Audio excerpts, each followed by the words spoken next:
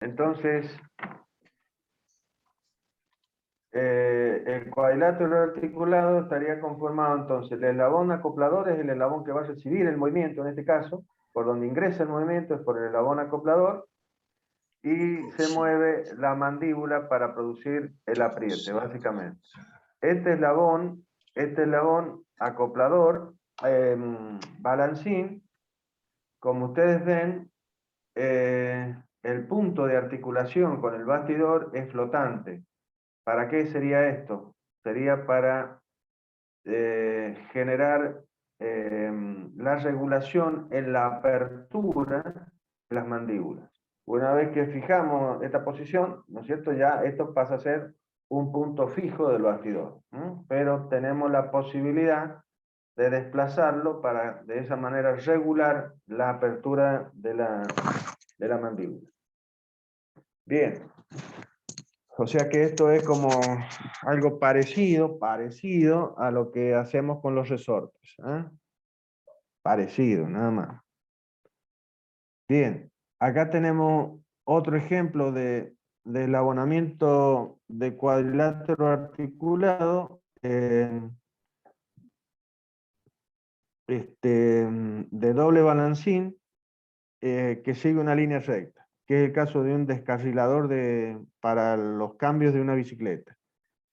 La ruedita, esta ruedita, que es la que accionamos a través del cable que accionamos desde el manubrio de la bicicleta, ¿sí? Accionamos esta ruedita para, que es básicamente, tiene un eslabón equivalente, o sea, el radio de la rueda, es lo que conformaría nuestro eslabón de entrada, o eslabón equivalente. Yo podría reemplazar, digamos, a esta ruedita por una barrita, un eslabón binario, digamos así, para que ustedes vean dónde está el eslabón de entrada. Este eslabón acoplador, que tiene esta forma triangular, ¿sí? Igual. Y este sería el eslabón, digamos, que se articula a otra parte de del cuadro de la bicicleta para conformar nuestro mecanismo de cuadrilátero articulado, donde el eslabón acoplador es un eslabón que tiene un punto que se mueve siguiendo una trayectoria para producir el cambio en las velocidades. Bueno, y que conforma uno de los clásicos ejemplos de mecanismo y de resolución de mecanismos, que es el caso de la pala de una retroexcavadora, ¿sí? Entonces, el cuadrilátero articulado acá, una de estas barras, que esta barra seguramente está en movimiento, pero para el análisis, como ya lo voy a repetir más adelante, para el análisis nuestro en cuanto al comportamiento del cucharón de salida, nosotros queremos analizar cómo se mueve este eslabón que está que digamos físicamente representa a la cuchara o cucharón. La idea es analizar cómo se va a mover este eslabón, definido por estos dos puntos, E, C, en todas sus posiciones, la posición de clavar en el piso, la posición de recoger la tierra y luego la de volver a volcar esa tierra sobre el chasis de un camión. ¿Está bien? Esas van a ser las tres posiciones que ya vamos a ver en síntesis también, para poder definir las longitudes de estas barras, básicamente para que se pueda lograr esa función de esta cuchara de retroexcavadora. Entonces, esta barra que seguramente está accionada por otro cilindro hidráulico como para elevarla o bajarla, va a ser nuestro bastidor. La cuchara es la salida, es el eje de salida, en este caso. Acá tenemos nuestro acoplador, que en este caso no tiene la función de acoplador nada más. Y este es nuestro balancín de entrada. Entonces esto es un doble balancín, que podría ser de Grashof o no Grashof, ¿sí? Lo más probable es que sea de no Grashof, otra aplicación más. Y que para poder accionar este mecanismo, nosotros ingresamos el movimiento a través de este eslabón por la acción de este hidráulico, cilindro hidráulico, que a los casos de considerarlo como eslabones, este cilindro hidráulico está conformado por dos eslabones. Entonces, el pistón que se extiende o se retrae, ¿sí? Va a ser un eslabón y el cilindro va a ser el otro eslabón. La junta entre estos dos eslabones es una junta completa de deslizamiento, ¿sí?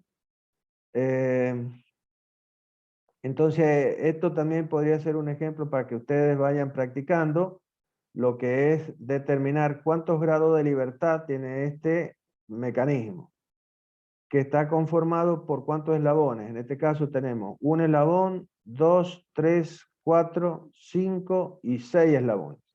Esto es lo que les he dicho yo, que es un mecanismo de Watts. Un mecanismo de Watts que está conformado por 6 eslabones, básicamente. Bien. Bueno, y hasta ahí.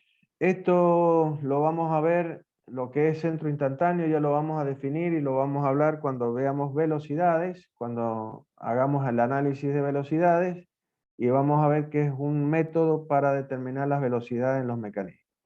Se lo vamos a aplicar, por ejemplo, para determinar las velocidades de los puntos de este mecanismo que tenemos acá, básicamente. Bueno, con esta rápida recorrida en algunos ejemplos de los mecanismos que podríamos encontrar en la industria, ¿sí? Y cómo vemos introducidos en ellos o representados a estos mecanismos básicamente por mecanismos de cuadriláteros articulados y de Grashof, de no Grashof, ¿sí? Viendo que todos los mecanismos son utilizados, son mecanismos que pueden servir para el control de movimiento. Bien, con eso hemos dado final a lo que sería, como les dije, todo lo que es fundamentos, definiciones, relacionadas con los mecanismos. Hemos definido mecanismos ampliamente, de la manera más amplia, y finalmente le hemos dado la definición en función de todos los elementos cinemáticos que conforman a un mecanismo, que es la más importante. Y que, por favor, quiero que lo tengan claro. Cuando yo les pida que definan un mecanismo, lo hagan en función de todo esto que hemos estudiado en este capítulo, que es un ensamble de eslabones y juntas que nos permiten controlar los movimientos de salida de un mecanismo. O sea, que a un movimiento de entrada dado, yo logro un movimiento de salida que es un movimiento controlado, necesario, básicamente. Pero que a su vez, para que este sea un mecanismo y no una cadena cinemática, debe al menos uno de los eslabones que conforman a esa cadena cinemática ser bastidor, o sea, estar fijo al sistema de referencia, lo que significa que tienes todos sus grados de libertad restringidos, ese eslabón.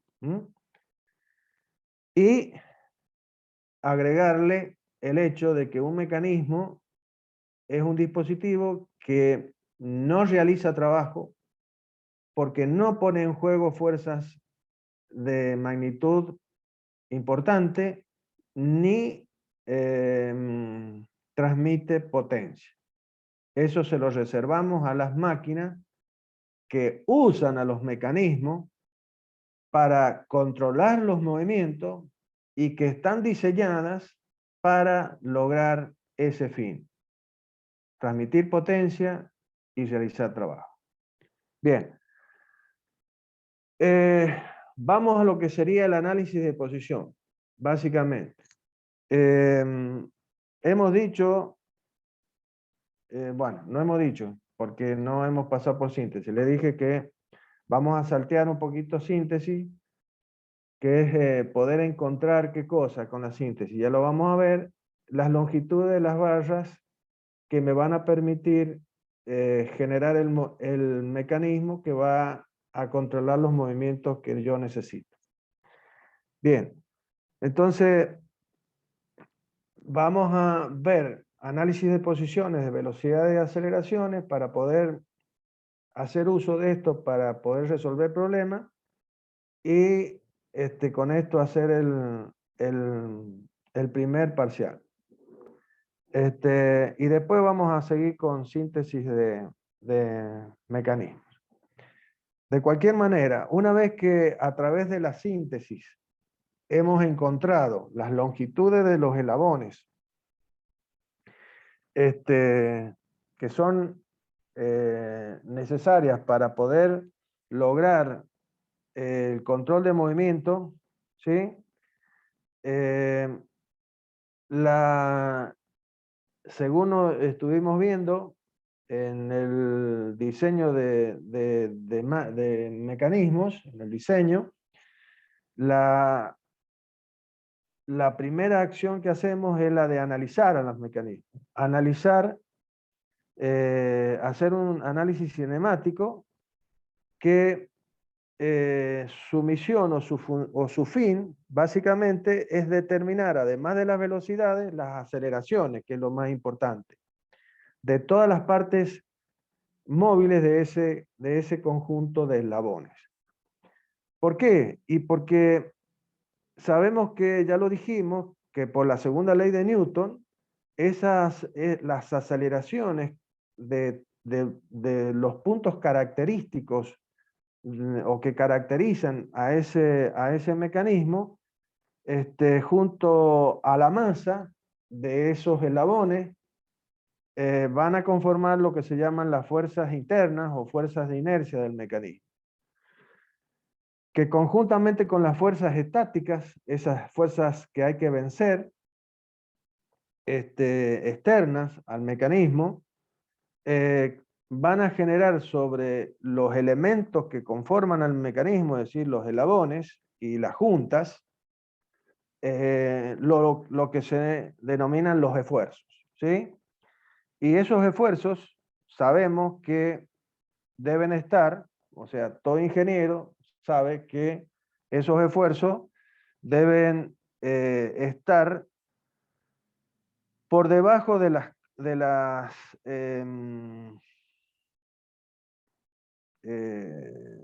ay Dios,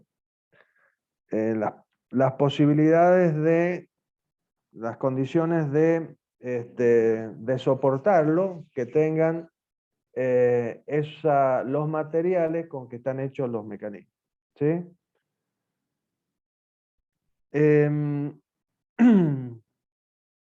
Y eso debe cumplirse durante toda la vida útil de ese mecanismo. Por eso, lo más importante en el análisis de las cinemáticos es justamente encontrar las aceleraciones que nos van a llevar a la determinación de esas fuerzas dinámicas que a veces son más importantes que las fuerzas externas o estáticas que actúan sobre el mecanismo. Pero para encontrar las aceleraciones, para encontrar las velocidades y finalmente las aceleraciones, es necesario definir las diferentes posiciones que los puntos característicos de ese mecanismo van a adoptar a lo largo de su movimiento.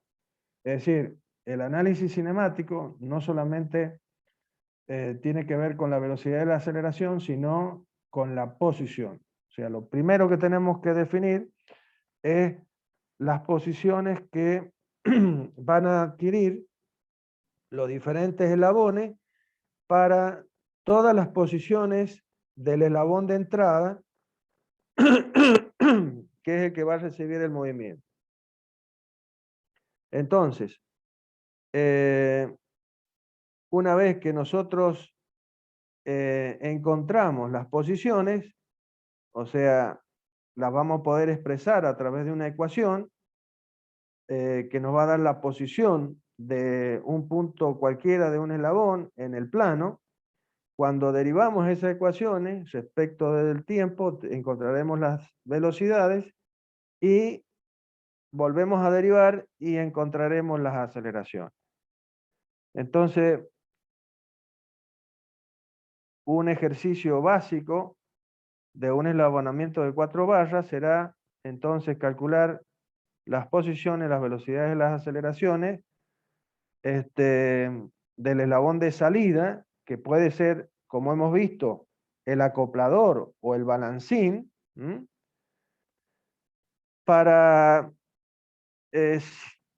para, para la cantidad de posiciones que nosotros deseemos. Podría ser que necesitemos hacer este cálculo para variaciones del eslabón de entrada de 2 grados, lo cual significará hacer 180 posiciones, o las que sean necesarias, si son 4 posiciones o 10 posiciones, o como sería un estudio más completo, por lo menos cada 2 grados de giro del eslabón de entrada. Y para toda un ciclo completo del eslabón de entrada, o sea, para una vuelta completa. Bueno, este análisis de posiciones podría hacerse a través de varios métodos. Lo más normal sería para realizarlo sería un método gráfico para determinar posiciones, velocidades, aceleraciones de todos los eslabones de salida, o también podría hacerse a través de un método analítico, es decir, deducir la ecuación general para una determinada posición y derivar esta ecuación, como hemos dicho, con respecto al tiempo, y encontrar la velocidad, la ecuación de velocidad y aceleración, y de esa manera aplicarla a esta ecuación para determinar velocidad, posición y aceleración para todas las posiciones que nosotros queramos. Si lo hacemos de una manera analítica, esto nos va a permitir hacer uso de algún programa en la que vamos a poder introducir estas ecuaciones que rigen el movimiento y entonces poder calcular para todas las posiciones que queramos, ¿sí? Si lo hacemos gráficamente, a esto, si lo hacemos gráficamente, lo que vamos a tener es que la resolución en forma gráfica es más trabajosa, digamos así, porque tendremos que hacer un trazado gráfico utilizando cualquier método, ya sea el de trazar en un tablero de dibujo o hacerlo a través del uso de los sistemas CAD o sistema AutoCAD. Pero el tema es que deberemos trazar tantas posiciones del mismo mecanismo para las diferentes posiciones del eslabón de entrada. Donde nos encontramos con el hecho de que toda la información que vamos a obtener, ya sea de posición, velocidad o de aceleración, correspondiente o lograda a través del trazado para un determinado valor de entrada, tita de entrada, del eslabón de entrada, no nos va a servir mucho, de nada, mejor dicho, para relacionarlo o para encontrar los valores correspondientes, los mismos valores correspondientes para otro valor de tita de entrada, o sea, del eslabón de entrada. O sea, vamos a tener que hacer, si queremos, los valores correspondientes a 180 posiciones, o sea, cada 2 grados tendremos que hacer 180 trazados, básicamente. En cambio, en la forma analítica, determinando las ecuaciones que rigen posición, velocidad y aceleración, ingresándolas, como les dije, en un programa, podremos, la computadora resolverá todos los datos necesarios para todas las posiciones que queramos. De cualquier manera, es necesario conocer los dos métodos. ¿Por qué? Porque la forma de determinación de forma gráfica es un método que se utiliza para controlar, para ver que los valores que obtenemos en forma analítica son correctos. O sea que es como la forma gráfica siempre se hará para 2 o 3 o 4 posiciones dadas, de tal manera de comprobar que lo que nos da analíticamente un programa está correcto. Bien, a través de lo que vamos a aprender en este tema, vamos a deducir entonces todas las soluciones, vamos a aplicar, ¿no es cierto?, los conceptos de matemática para determinar las ecuaciones correspondientes a los diferentes tipos de mecanismos, básicamente. Y ya vamos a ver también en forma gráfica cómo se haría también.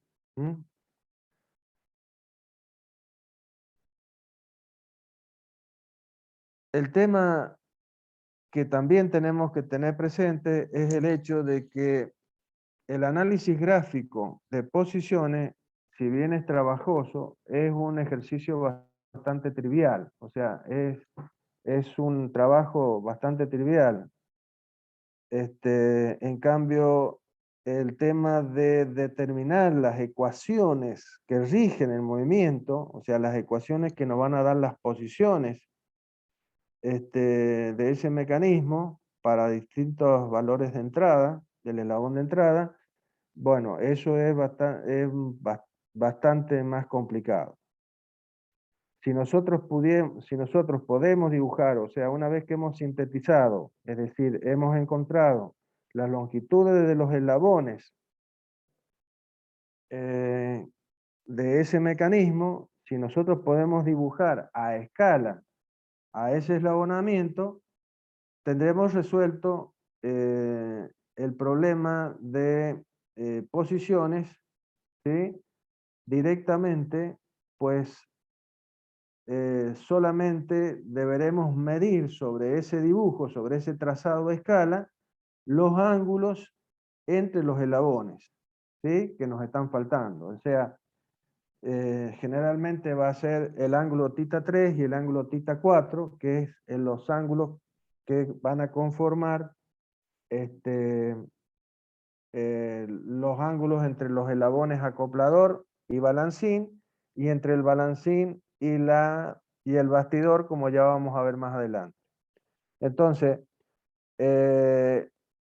la exactitud, en este caso, de los valores obtenidos va a depender la capacidad nuestra en cuanto a dibujar, o el método que utilicemos en el dibujo, de ese mecanismo, de ese trazado gráfico del mecanismo, y del elemento que utilicemos como herramienta de, o mejor dicho, la precisión del elemento que utilicemos para medir esos ángulos. O sea, en este caso un transportador, un goniómetro o un elemento, una herramienta geométrica para poder medir esos ángulos, básicamente.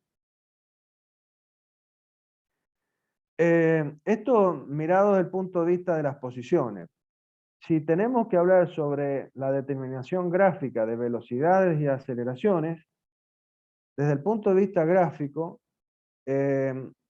ya la cuestión se complica.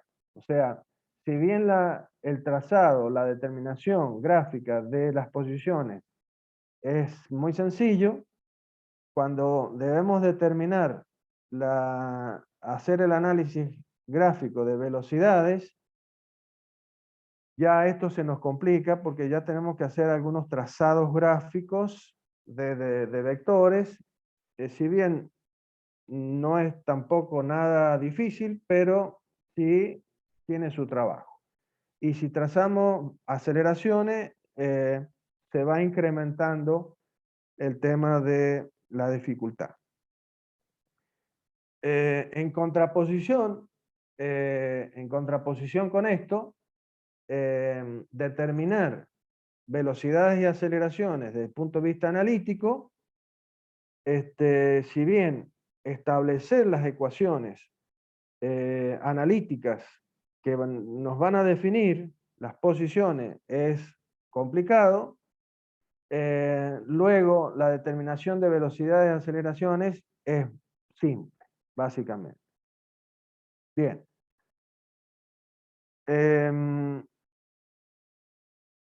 De cualquier manera, tengan en cuenta que no hasta hace muchos años atrás,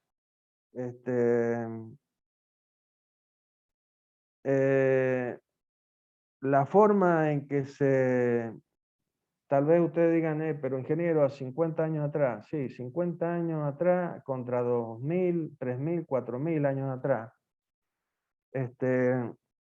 no es mucho, 50 años, ¿sí? O 60 o 70 de las computadoras, cuando recién aparecieron las computadoras, ¿m? Y que nos permitieron hacer los cálculos mucho más simples.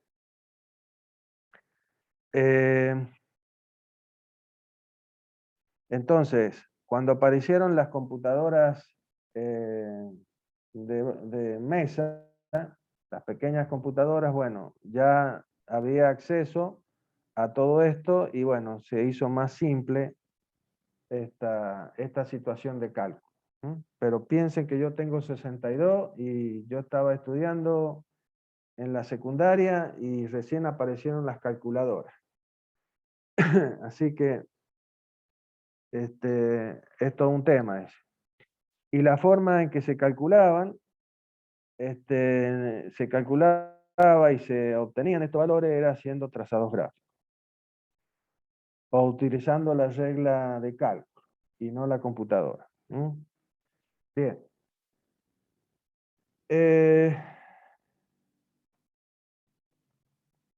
No me quiere...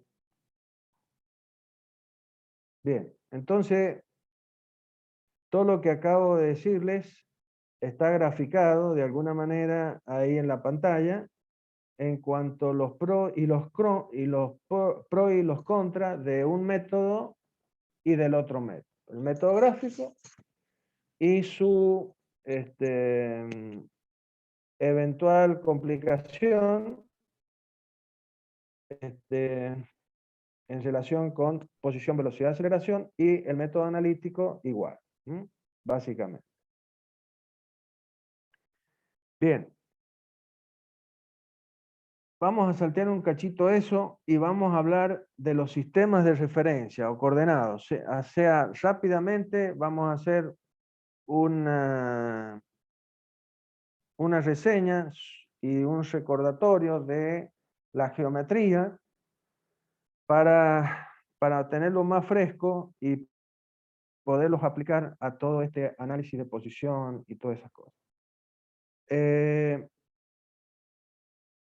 Primeramente vamos a decir que los sistemas coordenados o marcos de referencia, también llamados, son, digamos, herramientas que nos van a permitir resolver y entender los problemas de posiciones, de velocidades, de aceleraciones en el análisis correspondiente de los mecanismos. Estos sistemas de coordenadas, como ya vamos a ver y como se los he dicho anteriormente, los vamos a poder utilizar en función de las necesidades que vamos a tener, ¿sí? O sea, nos van a, nos van a, los vamos a utilizar en función básicamente de qué estemos estudiando. Estos sistemas, como muestra ahí la gráfica, vamos a poder tener los que se denominan los sistemas absolutos, fijos, o inerciales, o globales. O sea, este sistema que está indicado acá con una X mayúscula y una I mayúscula, este va a ser lo que para nosotros es el sistema fijo.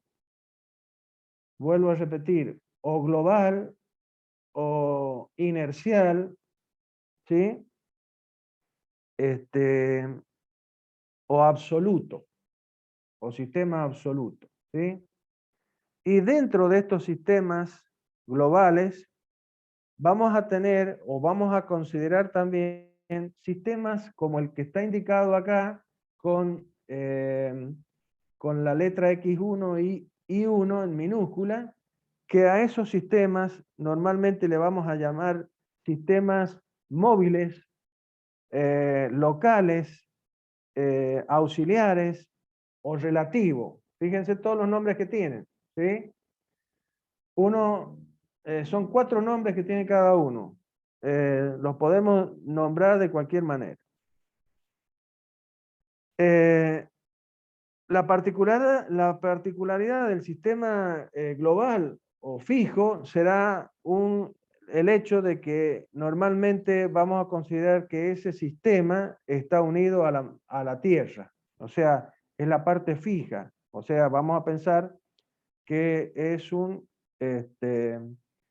sistema fijo. Y para nosotros lo que es fijo es la Tierra. Aunque la Tierra se mueve, sabemos todo. Y aún así,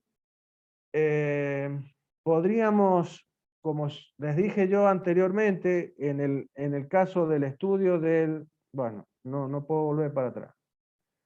En el caso que les decía de la máquina retroexcavadora, para el estudio del movimiento del cucharón, nosotros no tenemos que estudiar no tenemos que estudiar el movimiento total de toda la máquina. Entonces podríamos tranquilamente colocar un sistema fijo, global o inercial en el mástil sobre el cual se articulan todos los eslabones que generan el movimiento del cucharón. Y estudiar cómo se mueve el cucharón respecto de este eslabón que ha sido considerado como bastidor. En el caso mismo de un automóvil, si yo quiero estudiar velocidad, aceleración, posición del pistón, ¿sí? Y ver a lo largo de la carrera del pistón, desde su punto muerto inferior a su punto muerto superior, y así determinar velocidades